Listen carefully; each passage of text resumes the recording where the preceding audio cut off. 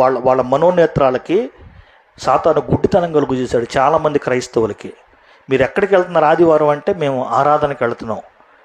ఎందుకు వెళ్తున్నారు ఆదివారం మీరు అక్కడికంటే, అక్కడికి వెళ్ళి ప్రభువుని స్తుతిస్తాం, ఆయన వాక్యం వింటాం, కానుకేస్తాం, వస్తాం, ఇయే చెబుతున్నారు. కానీ అసలు చెవట్లా. యేసుక్రీస్తు అపోస్తలులకు ఒక క్రమాన్ని ఇచ్చాడు. అపోస్తలులు దాన్ని పాటించారు. అపోస్తల క్రమాన్ని నీవు నేను పాటించాలి. ప్రతి సంఘము, ప్రతి స్థానిక సంఘం, అది ఎంత పెద్ద సంఘం అయినా, అది ఎంత చిన్న సంఘం అయినా, అంటే పెద్ద సంఘం అంటే నా దృష్టిలో ఎక్కువ మంది జనాభా ఉన్న సంఘమైనా, తక్కువ జనాభా ఉన్న సంఘమైనా ఈ పద్ధతిని ఖచ్చితంగా పాటించాలి, ఈ క్రమాన్ని పాటించాలి. ఏంటి ఆ క్రమము? ఆదివారమున మేము రొట్టె విరుచుటకు కూడుకున్నాము అన్నాడు అపోస్తలులు.